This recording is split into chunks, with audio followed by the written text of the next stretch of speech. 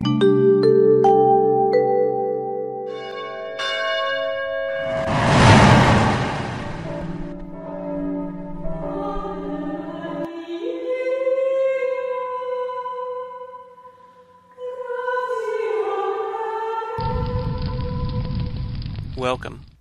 I'm Sebastian Mahfood, and you're listening to WCAT Radio, the on-air wing of En Route Books and Media, bringing you the dulcet sounds of Catholic wisdom. Welcome to the Lost Voice radio program. This is John Studi, bringing you the dulcet sounds of Catholic radio, or whatever it is that Dr. Mahfood says on the introduction to our show. But I'm here with my good friend Jacob Nelson, my co-host, the secondary host. I am secondary. The primary host who controls all things behind the effect of Jake, who is a secondary. More or less what that means is that I keep you in line. I mean, but if there's any imperfections in the show, it's not my fault, it's your fault, because I'm only working through you, and you as a secondary cause, if there's an imperfection inherent within the tool that you're using, which is, you in this case, then it's not, and then any perfection that comes about because of that isn't necessarily because of the operator, me, but rather because of the tool itself. So, a drill that doesn't really drive a screw very well, it's not because the But what if the tool is just fine and the drill works fine, but the operator has no clue how to use a tool? We probably need an operator on our show. Somebody needs to cut us off and keep us going. Where's an Dr. operator Mahfood like somebody who, like a surgeon who operates? Because it might be. No, yeah, I'm thinking lobotomy. I was going to say a biopsy of your brain so we can figure out how it works. But perhaps the world is not ready for that. It really isn't, particularly because for us to really understand anything, it has to have definition and structure, because the proper object of the intellect is going to be the being, or in particular the formal being of it. Right. But formal being as known rather than the formal being of the thing as such. Well, and let's be honest, but the problem is absolutely no order to your thinking. That's exactly what I'm saying. Is that there's no structure, there's no form, there's nothing there, and so you could actually comprehend the way that my mind works. And yet, I always seem to know what you're thinking. That's because you have descended into the chaos that is my life. What does that say about me? It says that you give up too easily. That I give up too easily? I think it's a mark of just how much I work in order to understand you. Just how much you work in order to understand me, meaning that your years of ministry in the church have caused your mind to completely collapse into a state of nihilistic chaos. Yeah, that seems like a fair description. I wonder if anybody else laughs at us, or if our dark humor and nonsense is really only for us. But the only thing that really matters is that we laugh at ourselves and at each other. And with each other. Because I figure if everybody else in the world is laughing at me and I want to feel like I'm included, I better laugh at myself too. Yeah. You don't want to be a loner.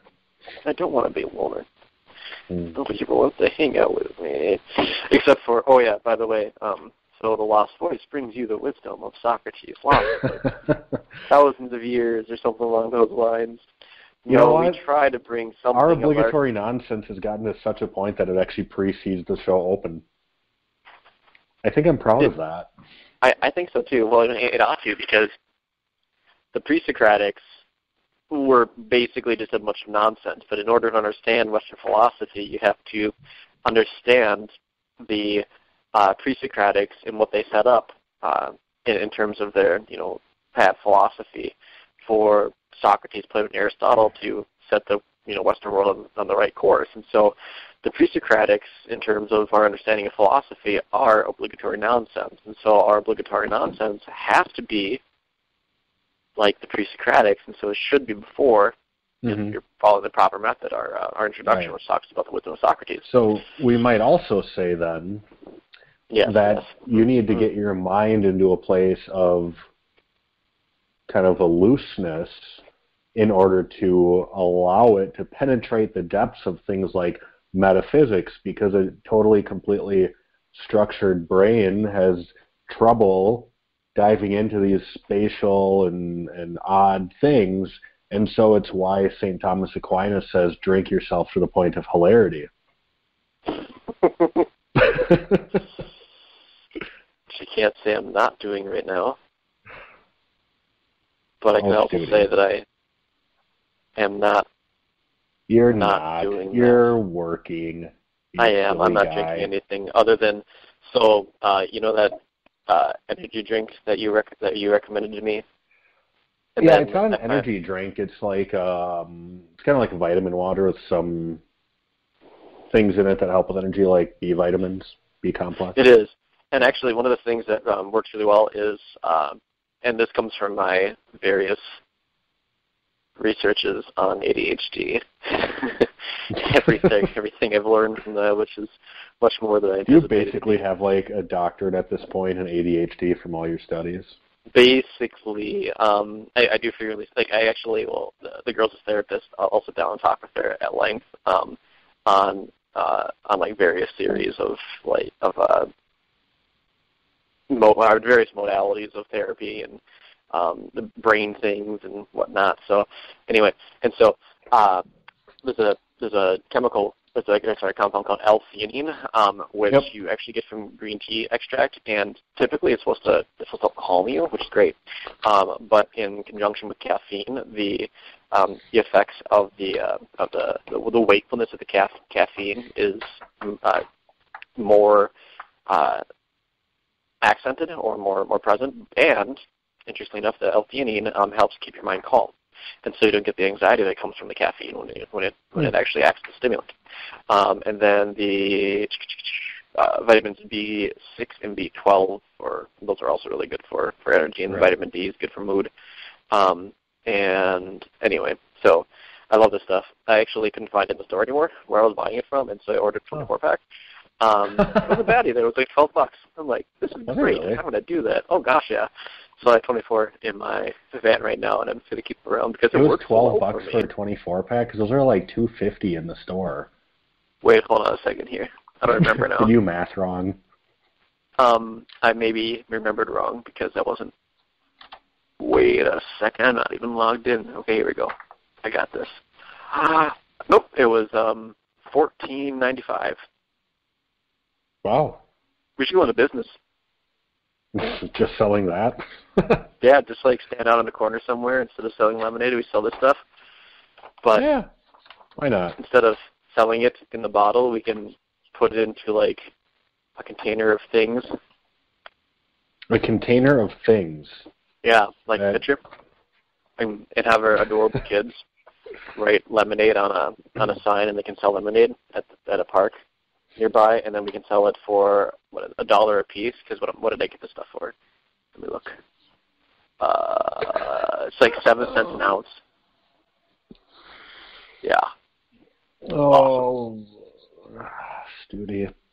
I still continually ask myself, why do we have a radio show? I don't know. What was Dr. Mahfoud's thinking? I think, Dr. Mahfoud takes the same approach to things that we do. Just toss some stuff out there, see what sticks. Yeah. And we stuck mostly because we don't want to give it up.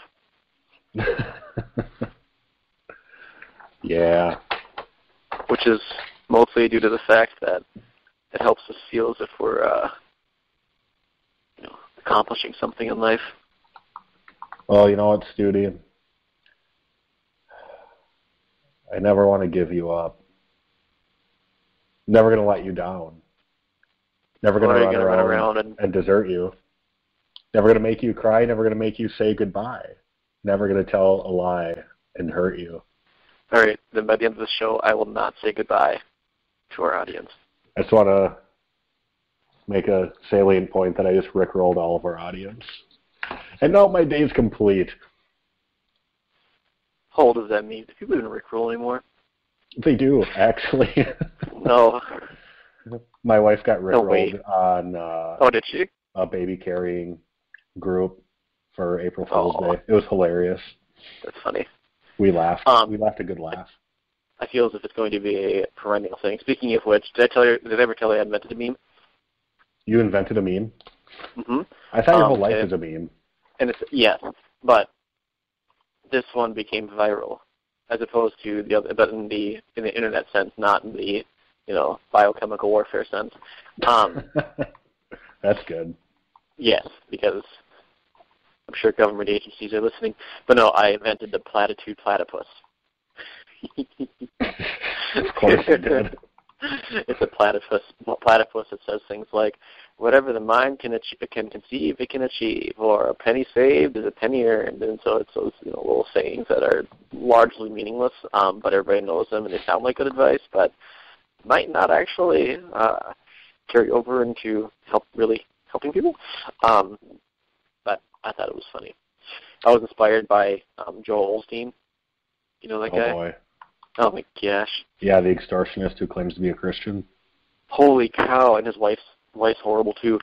I'm not judging them, but their character isn't particularly great. I judge their smile. ministry. Oh, my gosh. Just so schmarmy. Apparently he's always like that, though. He's just like a beamingly happy person. A beamingly happy person, huh? Yeah, beaming. He's always beaming. It's a weird way to describe somebody. It's something I was going to tell you. You tell me lots of things. I know we talk a lot. Never enough. What's something our audience should know about you? About me? Yeah. Tell them. I don't know. I try and make sure that nobody in my life ever knows anything about me. It's worked well so far. Have we even mentioned where we're from? Have we mentioned where we're from? Yeah, we have. Scooty, you mentioned the parish you work at like 3 times every show. Yeah, but by every name. time. But does anybody actually listen to those parts? Do you know that, Jake? This is probably all my spy training, but I don't mention those things because in case there's somebody out to get me, I don't want them to be able to track me down. Oh, no, I want them to track me down.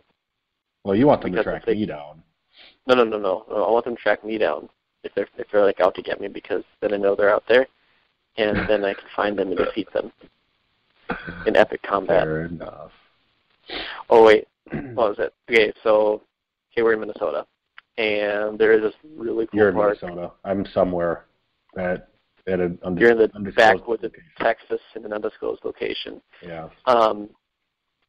But here in Minnesota, there's a really cool park called Maple Grove Central Park.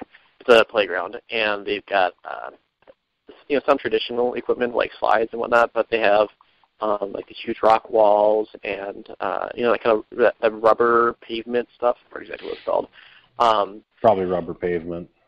Sure, yeah, okay, we'll take that. Rubber pavement. Anyway, so it's amazing, and a lot of climbing activities. Number one, my son Michael said something great. He frequently, when he goes to a park, or like a newer park, especially when there's some stuff that's a little more physically difficult, he will get a little apprehensive about doing it. And I think part of it is because my wife sometimes is a bit overcautious with things like climbing or jumping or running or balancing, and so his confidence is a little bit lacking. And so this last Sunday, I think I went, I took them and they were climbing up everything, and when it came down to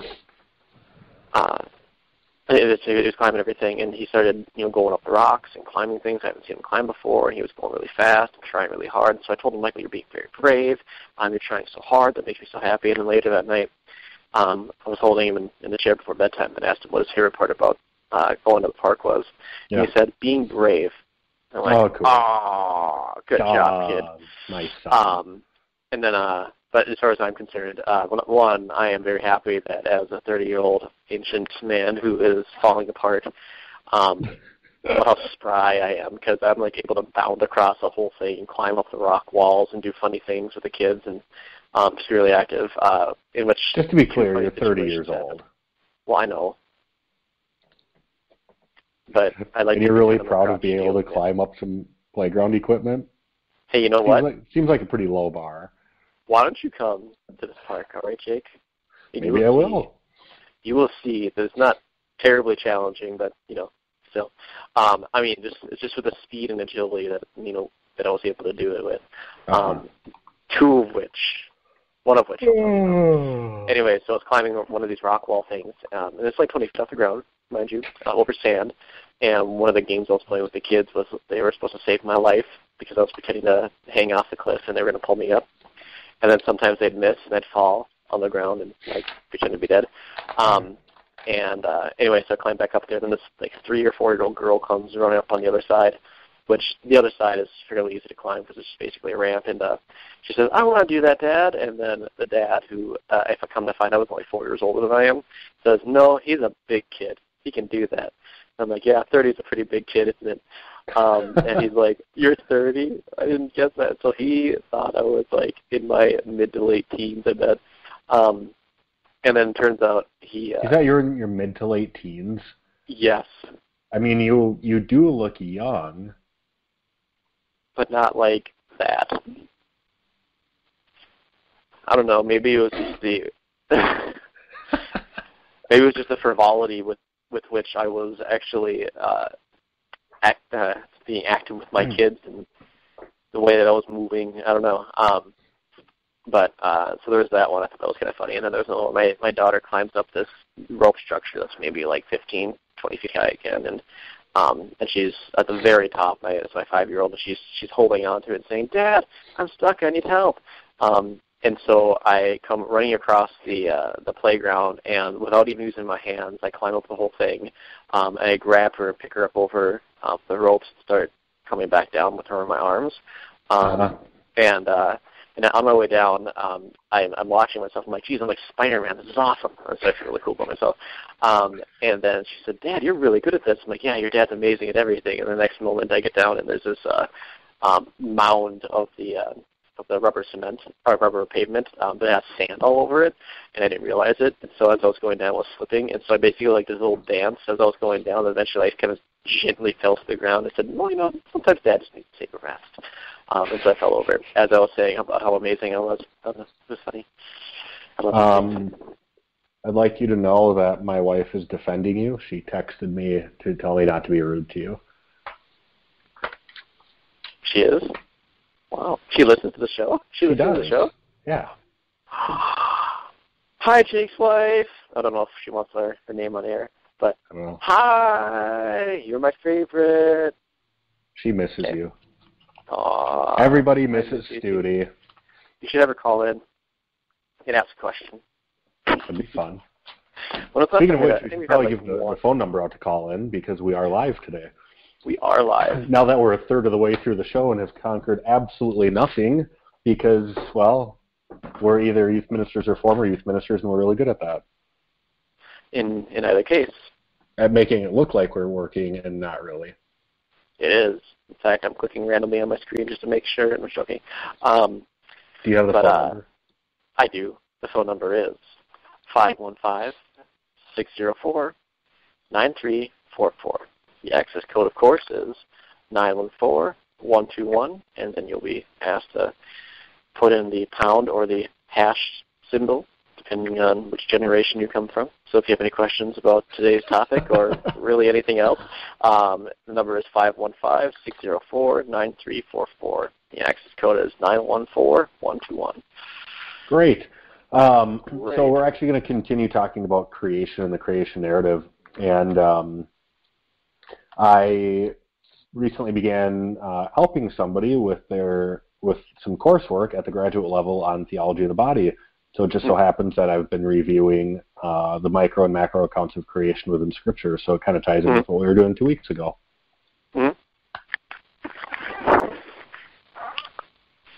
Good. Well, why don't you tell us about that? Have you been working on a particular a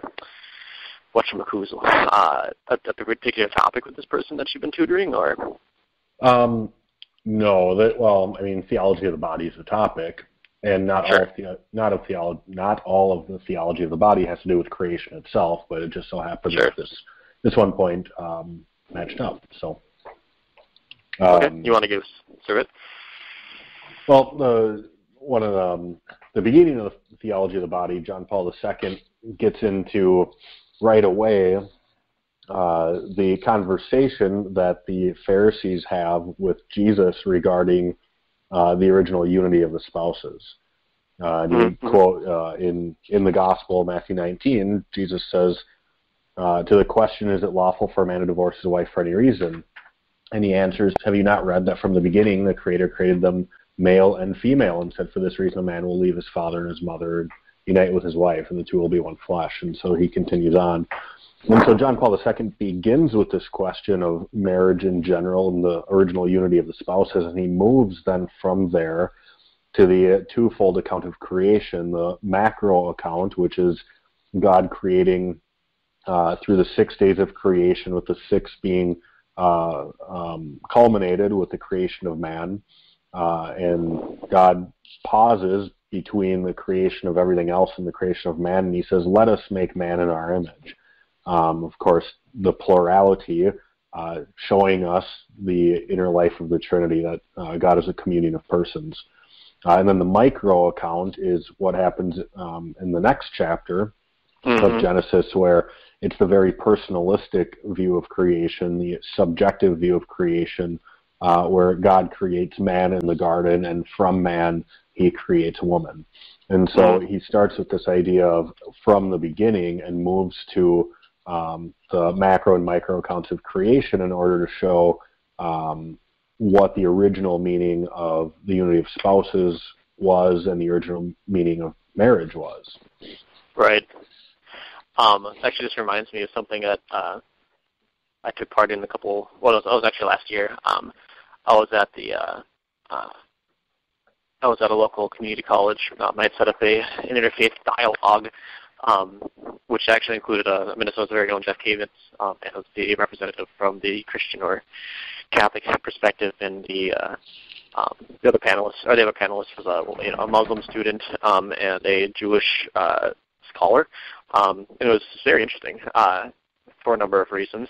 One of which, and I thought was interesting, is that whenever the Muslim student would answer a question that was clearly, Muslims do not support homosexuality or transgenderism, but nonetheless, when that came up, she avoided the question. I noticed that she was still trying to, keep that good foot forward, so to speak, of trying to appear open-minded, which I thought that was an interesting tactic. But the Jewish woman was very liberal. She most certainly was not an Orthodox Jew, but one of the things that she mentioned was that she argued that when God created man, that he didn't create them with a strict delineation between male and female, or rather he made man in general. Let us make, in Genesis 1:26, let us make man in our image, let's make man in our image according to our likeness, and let them have dominion over their fish of the sea, etc. And she leaves it there, and she goes on to say that because the word Adam was used, which is just a generic word for man, then what that means is that he makes them, but he doesn't see them as being made one or the other, male or female.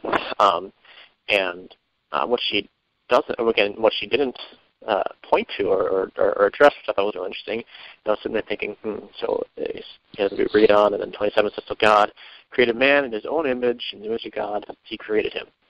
Male and female, he created them. And so there's this distinction between God created man in his image, and then he created him, male and female, he created them. And so I see this change in the structure of the sentence in verse 27 between just the general and then the general man, and you have the pronoun him for that, and then you have male and female, he created them as the next thing, so making a distinction between the two. So look into the Hebrew here in Genesis 1:27, and then if I remember correctly, the word for male is zakar, and the word for female is zakar and nakaba. And looking into the roots of those words, zakar comes from the word meaning sword, and Nakava means sheath. Right. And so the imagery there is extremely clear that the human race, Adam, is divided between swords and sheaths. You probably should have gave like a warning in case kids are listening. Yeah, a little warning in case kids are listening. We are talking about deadly weapons on the show. And what was funny about this is afterwards I went up to go talk to her because they invited people to come up and speak with them. And I'm like, I was just looking this up, and she was fluent in Hebrew. She grew up in Israel and grew up in the Jewish community and everything. So she knows how to speak Hebrew and probably reads and writes it better than I do. Obviously, I barely can work through some of the basic passages in the Old Testament. But regardless, I brought this up to her, and the first thing that she did was her face turned like white, and her eyes got wide. She dropped it. She said, "Watch what you're saying." I'm like, what are you talking about? She said, and she said that Zakar and Nakava are apparently really vulgar words in Israel. If you went up to somebody and said you are Zakar, it'd be like calling them a Richard in very earthy language. It's a very earthly language, yeah. And she wanted to talk about that a little bit, and then I said, well, but regardless, how does this relate to your point that you're saying that God made man and woman generically, or that God made man generically without having a real delineation between male and female in terms of having a binary expectation for gender or sexuality? And she never answered the question. She literally said, "I have to go, I'm sorry," and then she went and turned around and talked to another student. That's it. She never even addressed the question, which I thought was fascinating and terribly irritating. But in any case, so there is a stream of thought that does believe that God made man and woman as kind of like hermaphroditic in the beginning, and then that later there's a distinction that's imposed upon the text by our Western norms or some such thing. Which is interestingly enough, I just got those out here. Yeah, well, that's got all kinds of other issues surrounding it. It does.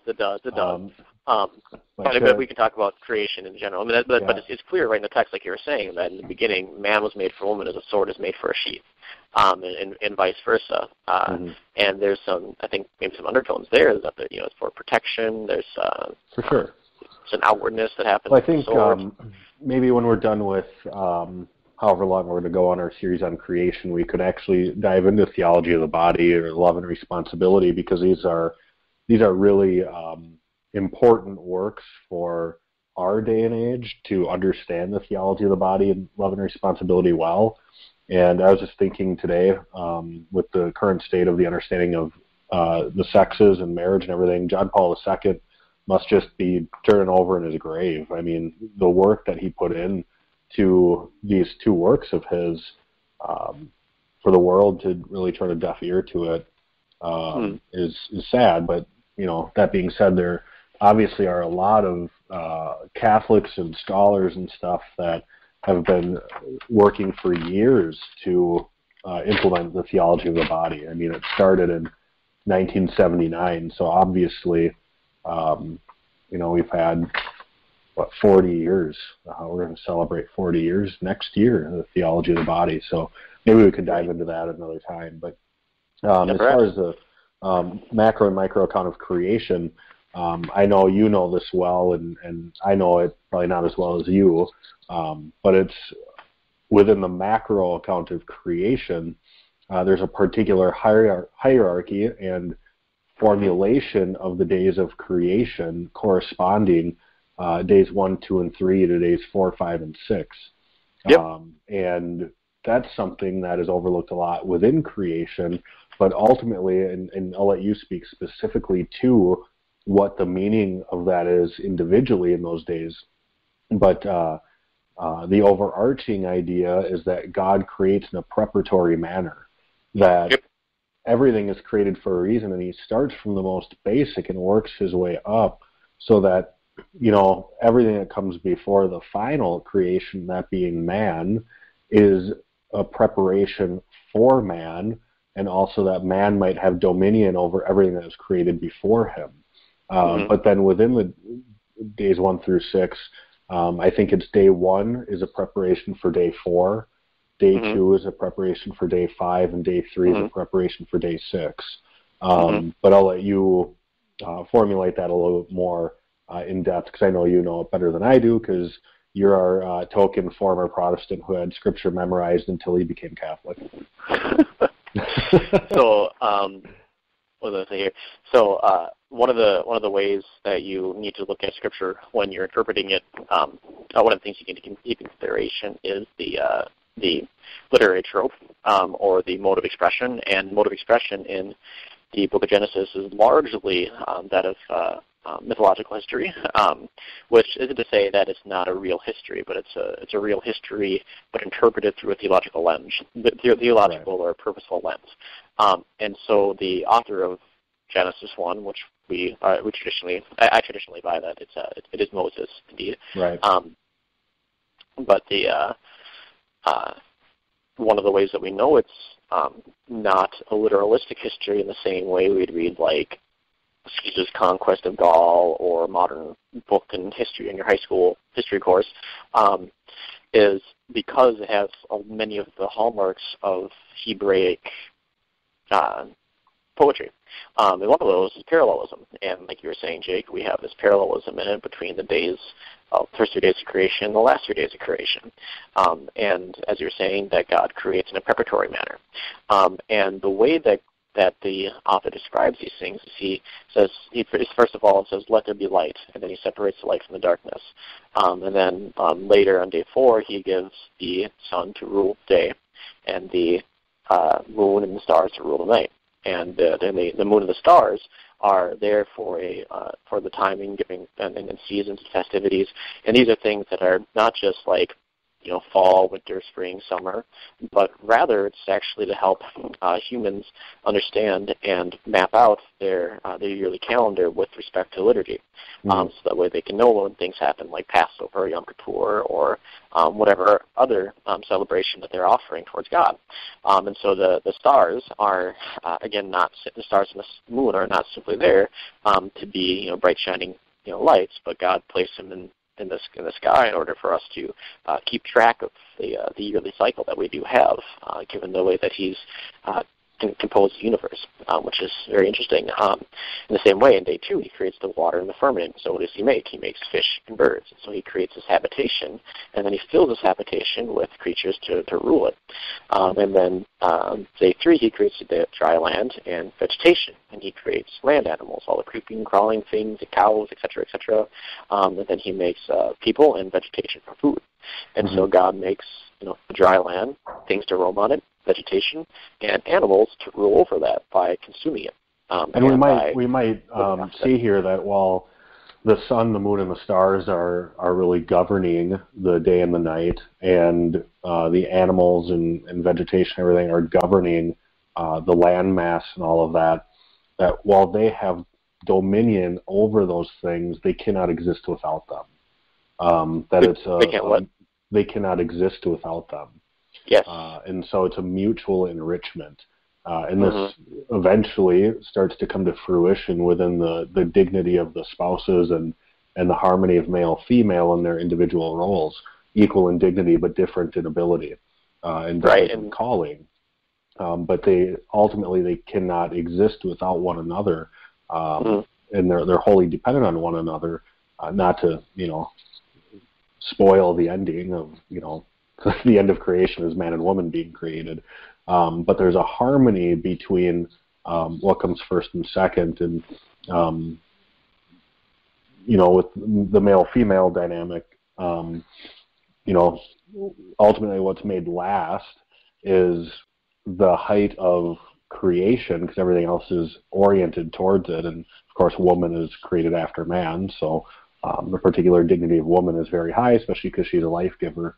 But the mutual service rendered to one another is important, and we start to see that prefigured in this correspondence of days 1 to 4, 5 to, or 1 to 4, 2 to 5, and 3 to 6. But the other thing I would point out. Go ahead. I'll say, and we have that exact same thing. There's a passage that's relatively, I think most of Genesis 1 is fairly well known, where God says to man, I give you every seed-bearing plant on the face of the whole earth and every tree that has fruit within it. Oh, sorry, back up. And God blessed them, man, and said to them, be fruitful and increase in number, fill the earth and subdue it. Rule over the fish of the sea, the birds of the air, and over every living creature that moves on the ground. We see that rule, the word subdue it, and people have mistakenly, we talked about this a little bit, I think, in our series on the Intercultural Competencies Workshop. But in terms of subduing the earth, the word there is radah, which is not a dictatorial ruling which is supposed to, which damages it, but rather it's a word which speaks of, or exploited. It's rather nurturing. It's caregiving, and like you were saying, there's a mutual relationship that exists between man and what he rules over, which is the beasts and the beasts of the field and the air and the vegetation, that we rely on these things in order to have our own life. And so if we are going to subdue it, then view it as an enemy that we have to work against to manipulate for our own purposes, then ultimately what we're going to do is undermine ourselves. And so instead of trying to defeat creation, we need to work along with it. And the idea here is that we are co-creators with God, and the way that we are especially created is that we have our intellect and our will. And so by using our mind, we can raise natural things above and beyond what they are on their very own. Right. The other thing I wanted to point out a minute ago is when God says, let there be light, and there's light, is that by God's very word, something necessarily has to be, because God is pure act. And I think we talked about that a number of weeks ago. But ultimately that God is pure act, and so everything that he says necessarily is. And so, we can extrapolate this then to, say, John 6 with the Eucharist, and actually my boss, pastor here, likes to use this point during his first communion homilies, that, if God can speak light and light is, and he can speak the world and the world is, how come he can't say this is my body and it fails to be? Why? That seems a lot easier to comprehend, that God can turn one substance into another, rather than bringing substance out of nothingness.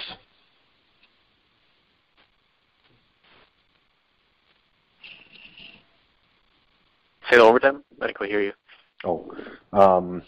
It's a lot more, or it's a lot easier for us to comprehend and understand that God might be able to say, this is my body, and transform substance to a different substance, than it would be to say, let there be light, and create something out of nothing.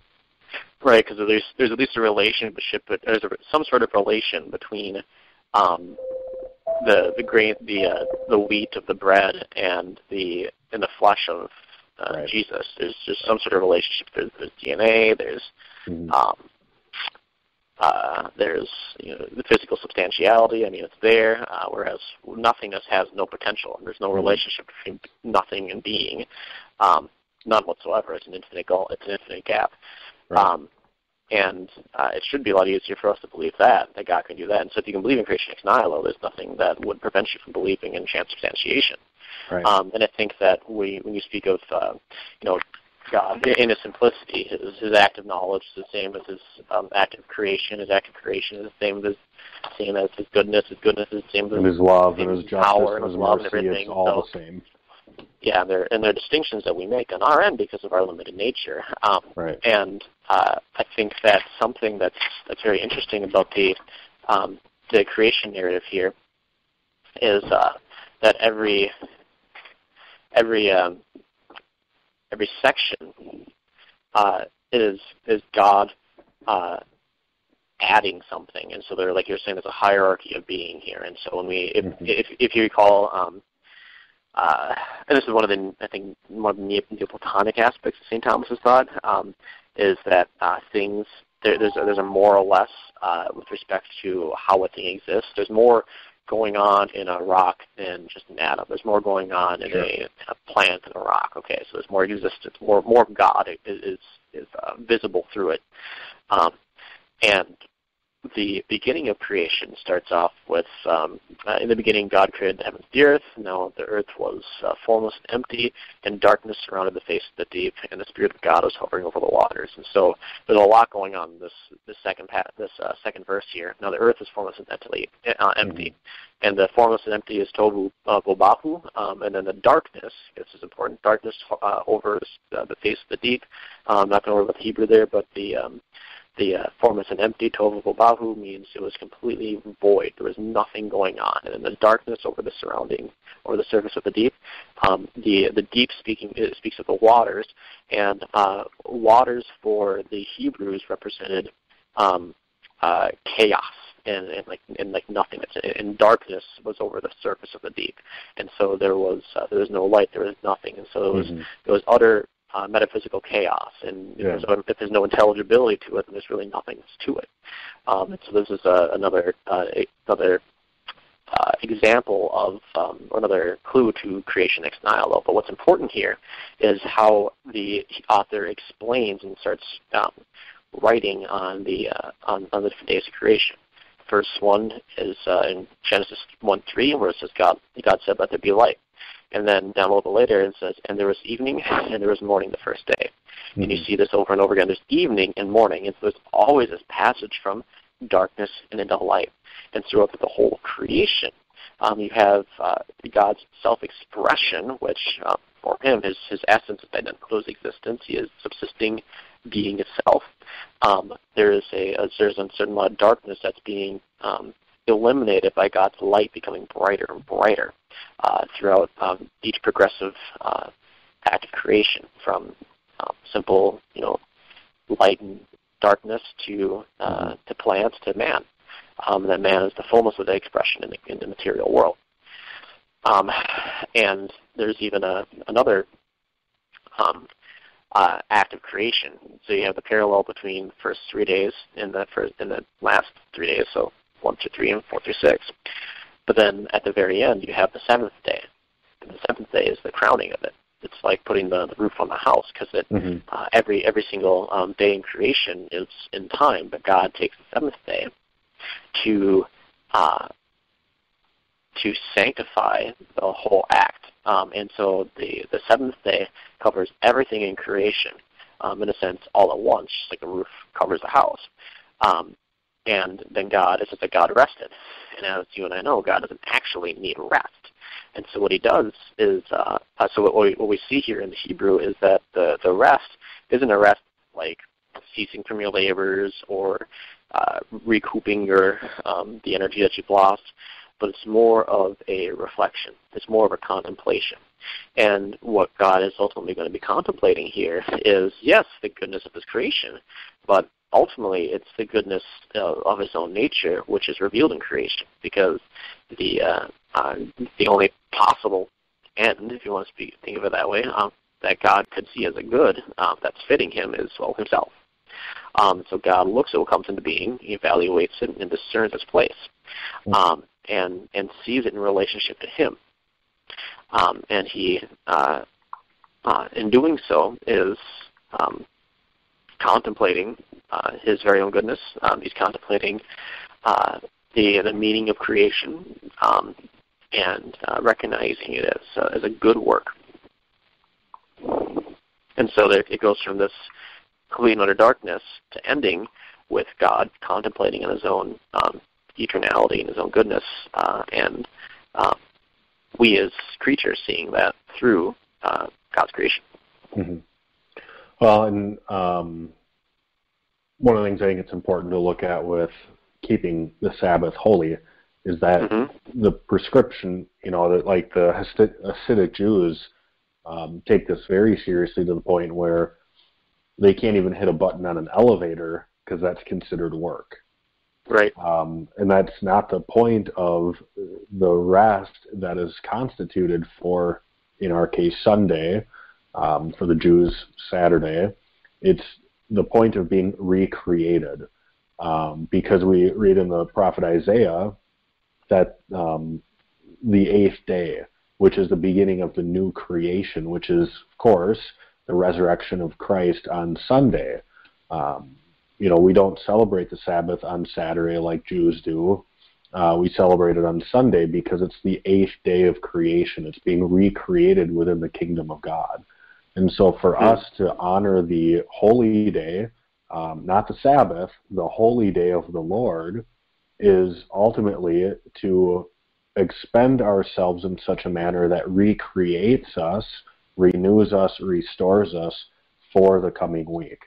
So for somebody like, I don't know about you, but for me, being that my job is a desk job, it's a lot of work on the computer, it's reading, it's a lot of intellectual work. For me on Sunday, something recreative or recreative is to do some physical things, whether it's, doing a house project, playing sports, stuff like that. To me, that's restorative. But again, even with that, it can never be separated from being rooted in God. And so I can't say, well, I'm recreated by sports, so I'm going to skip Mass and not pray today so that I can go play in a tournament. That would be ridiculous. Our activities have to be linked within the life of God to truly be restorative and recreative. But for somebody that, say, is a builder or a very physical labor kind of job, something restorative to them might be sitting out in the yard, doing nothing, having a beer, playing with their kids, grilling, just something totally relaxed.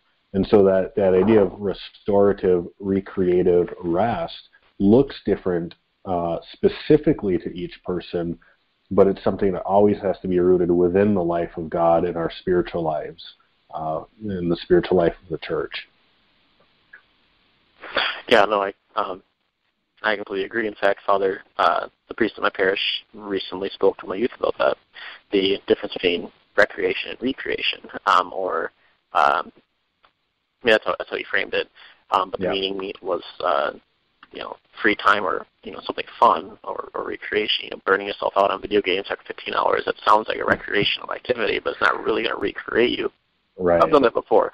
You feel like crap the next day, or you feel like crap right at the end of it. In fact, my daughters, I think I let them watch like 3 episodes of Paw Patrol, or it was either Paw Patrol or TJ Maxx, both of which are actually pretty good shows. Noted, just so you know.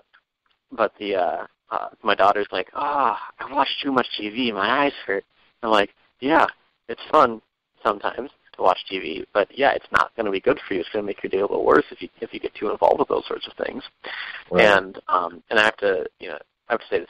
I'm the same way. My job is, like you said, it's a lot of desk work.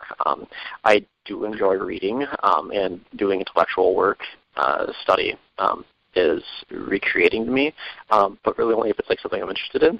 And so if I'm not terribly interested in the class I'm in, then it can be kind of a burden for me. But then if I sit down and read something, I'm much more engaged with, and it is good. But the greatest, let's be honest, though, Studi, recreative for you is playing paintball with me. Oh my gosh, yes, it's been a year. It's been a long time since we played that. I think about 2 years, hasn't it? No. We haven't played longer, in like 5 years. Seriously? Jeez. Yeah. Been friends for a long time. We've been friends longer than that. Think about that. What? Think about how long we've actually been friends for. Well, that's what I'm thinking here is like, I feel like it was only 2 years ago because in the scope of our friendship, 5 years is probably less than half of it. A little more than half of it. But I got to tell you, hanging out with you and Justin on Saturday was absolutely fantastic. It was one of the best things I possibly could have done for myself, and needs to happen much more often. It was good. It's always good to be your own friends. Oh, yeah, it was great. Absolutely great. And maybe a little bit hilarious, too. Actually, a lot of hilarious. It was. If we had more time for obligatory nonsense, I'd tell them about my dream. The transdimensional invaders and the Great Paper War. Well, do we have anything else on creation we want to talk about? Because I feel like this is actually very worth telling. I mean...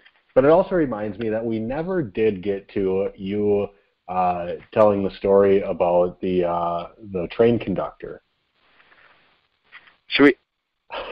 Let's see, we got 11 minutes. got 11 minutes left in the show. It's Studie's Wheel of Story. Studie's Wheel of Story. Yeah, I think we can handle this. We can do a little bit of the train conductor story every week. Yeah. So that people can do something, right? All right. Well, anyway. So there was over down in Texas, actually, there was a boy who was born to some parents who were, fairly well off, but their wealth was more of a byproduct of a heritage. You see, when the Transcontinental Railway was first built, these people were some of the largest stakeholders, and because of the explosion of the railway industry after that event, their family became very wealthy, and with their wealth came quite a bit of laziness. Money kept on pouring in. They never really worked hard for it, and even though they were fairly well off and were taken care of, they didn't take education seriously, and just with the successive generations. They had some capacity and quite a bit of passion because they really appreciated the wealth they got from the railway, but really they were more or less like useless people. They weren't very good at many things. At the very least, they largely didn't cause trouble, which is great.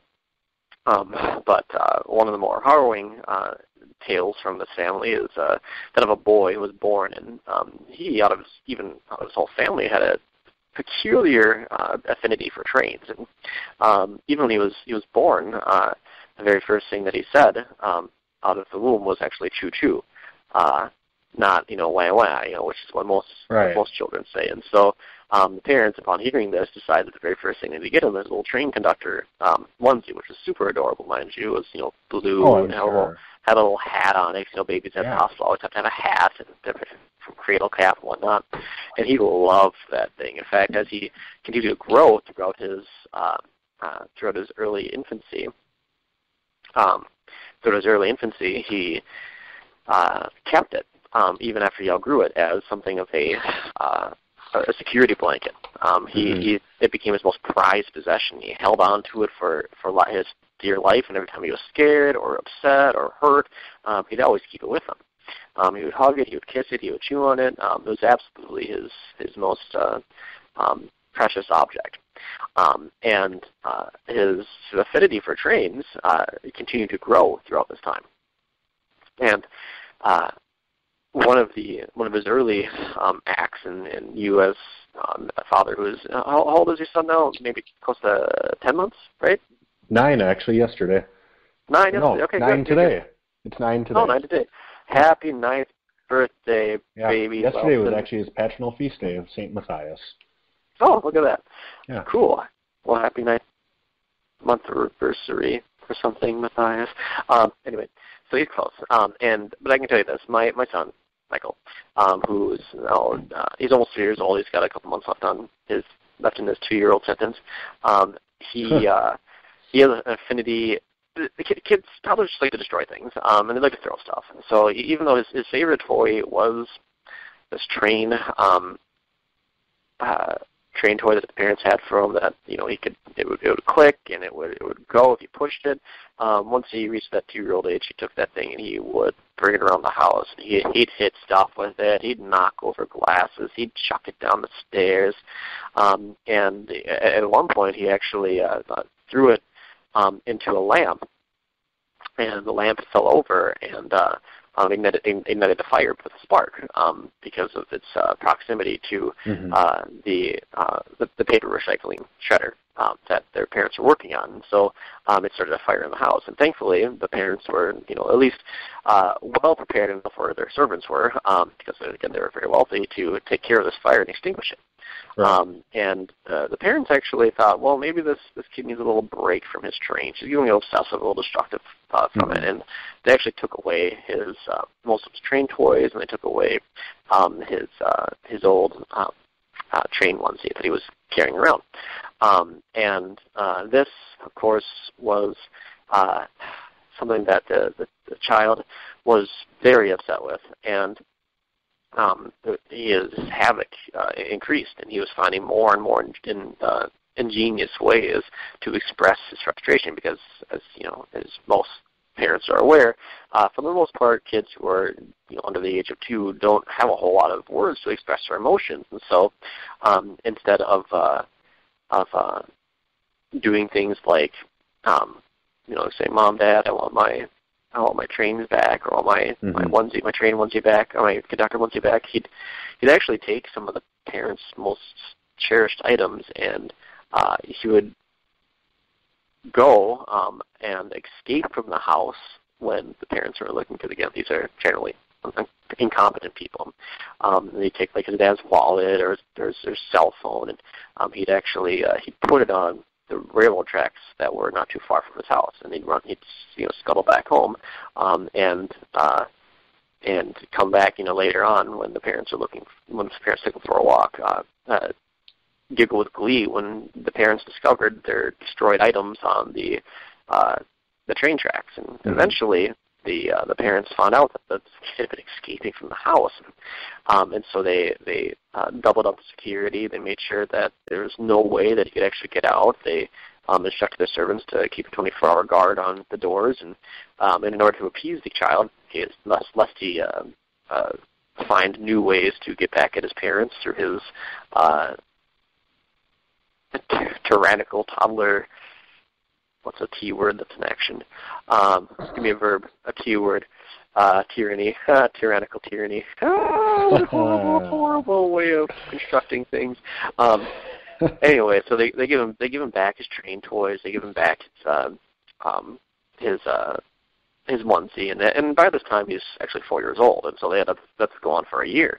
But as a 4-year-old, this kid, he was tapping into some of that old potential that his family once bore, and he would build trains on his own, not like real full-scale trains, but he'd take his Legos, and the Legos that he had, there was a power strip, or there was a component that was battery powered, and he was eventually able to you'd flip the Legos upside down, so there was a smooth track, and then you take the wheels from some of the other Lego set, and you actually make a train. The problem is you're going to have to get to a good stopping point that you can remember, Studi. We have just about a minute left for that, and then wrap the show. That's fine. But the problem is every one of these train projects would just end disastrously, and in fact, it put his father in the hospital, and when his father was finally healed from this, because Legos and parents, you step on the Lego, it feels horrible. It's very painful to have your bottom of your feet jabbed by these pokey things. His father fell down the stairs, and then and actually collapsed from the shock of falling down the stairs, and went to the hospital. And when he came back via train, because that's just it's free travel for the family. Mm-hmm. But on the way there, the son startled the father yet again, whose weak heart gave out, and the son saw the father die on the train. And at that point, he continued his love for trains, but he feared them at the same time, and saw them as an instrument of death. Hmm. And at that point, we're going to stop. All right. We'll have a continued suspenseful story with just a wonderful ending. Just a tremendous ending to the story. Probably several weeks from now. I'm going to be happy about this. The longest I ever told the story was like 8.5 hours. So I'm looking forward to making it several weeks. Great. Well, we talked about creation today, and the 6 days of creation. Next week we'll continue the path of creation, and eventually here, if it's okay with you, Studi, I think it would be really good to get into the theology of the body. I do. It so intertwines with this subject as well. So it does, and then it'll be easier if we talk about Genesis 2, the second account of creation, and that ties in, I think, a little bit more firmly with the theology of the body. I have a way of tying in the macro account very well, theology of the body, and we'll talk about that next week. Okay. So, Well, that is the show. A whole lot of wonderful obligatory nonsense and hopefully a little bit of wisdom mixed in there for you as well. Along with Jonathan Studi, this is Jacob Nelson for the Lost Waste Radio program and WCAT Radio. If you have any comments, questions, concerns, complaints, probably more on the latter than the former, go ahead and email us at lostvoice@wcatradio.com. Have a blessed week in the Lord. Have a good week. Bye. We hope you enjoyed the program and will join us back for another show on WCAT Radio. This is Sebastian Mahfood. Good day.